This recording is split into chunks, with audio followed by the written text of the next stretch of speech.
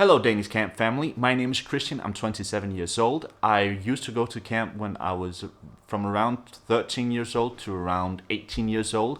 I think I went 4 or 5 times and I really wanted to come to camp this year, but due to health reasons I can't.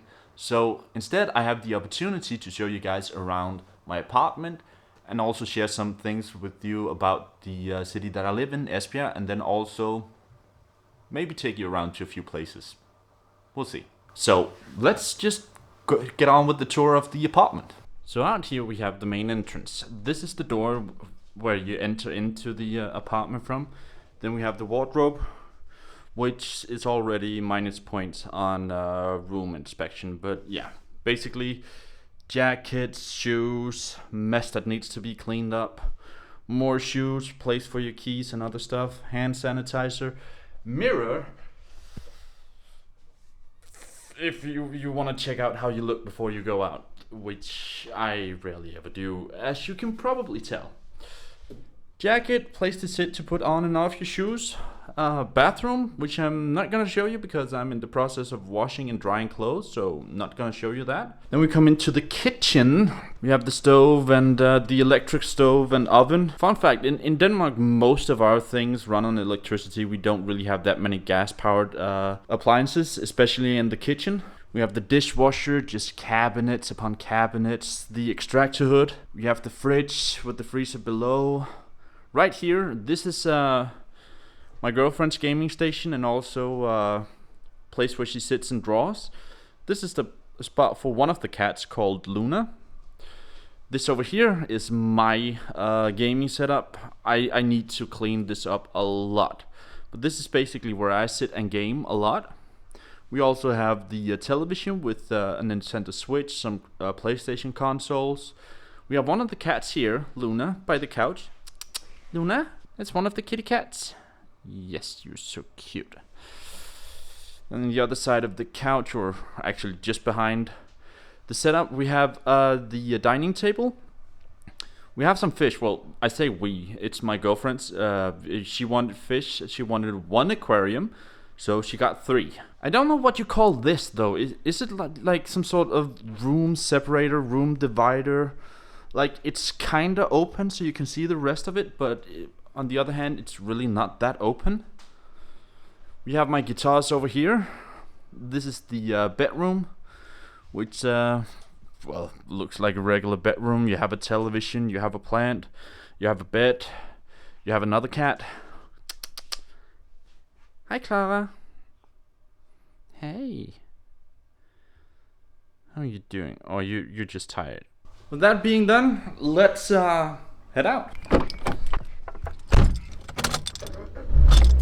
What I'm standing in right now is the Memorial of the Fishermen. This was inaugurated in 1949, November 6th, as a memorial for all of the sailors and fishermen that lost their life at sea from 1901 and onwards, and of course were never found, so that their families or the loved ones had somewhere that they could pay their respects and keep their memory alive, I guess. Another thing that this city has got, which is, well, something that's noteworthy on the Danish scale, is this.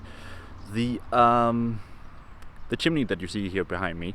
This is Denmark's highest chimney, 250 meters, which is about 800-ish feet, 820 feet, I think it is. At first it was like 240 meters tall, but then it turned out that the chimney that was being built at the same time in Odense was about 243-44 meters, so they decided to add another 10 meters on top, so they would be the tallest chimney in Denmark. So there you have it. So talking about Esbjerg, there are some facts that I would like to share with you guys about the city, and also I need to correct something I said earlier on myself. I said that the population of Esbjerg is around 25,000 inhabitants. That was incorrect. It's actually 72,000 as of 2020, so the more you know, it was actually around 3 times bigger than what I thought it was. So Esbjerg city is quite young. It wasn't actually developed until after the establishment of the port of Esbjerg, which was in 1868, and the city was developed in 1870. So it's still quite young. It's around 150 years old. And the city itself is the 5th largest city in Denmark and the largest city on the west coast. And what we mainly produce, or what's our main source of income, so to speak, is of course still port related, but mostly it's offshore. So you're gonna see a lot of workers going around down on the docks.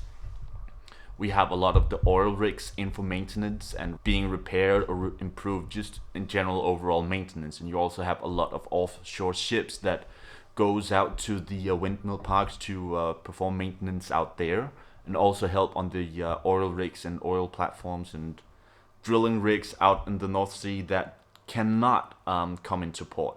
So you are always going to see between 2 or 5 oil rigs or drilling platforms in the port of Esbjerg. And the way that they do that is that they have these 4 legs that they lower down when they're out where they need to either act as a living quarters or working quarters for the main oil rigs out in the North Sea.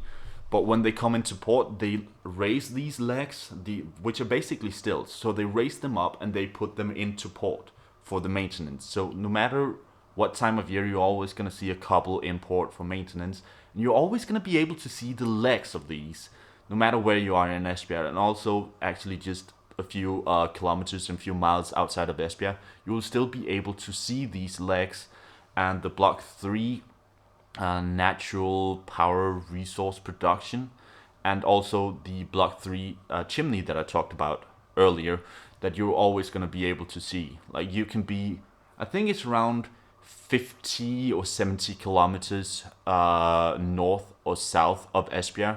As long as you're somewhat near the ocean, and if you look in the direction of Esbjerg, you're actually going to be able to see that chimney.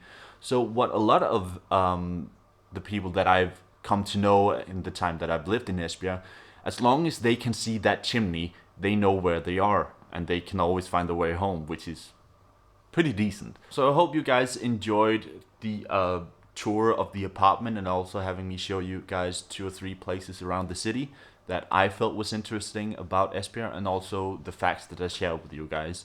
I hope you guys enjoyed, and just remember, Himmelbjerget står sammen.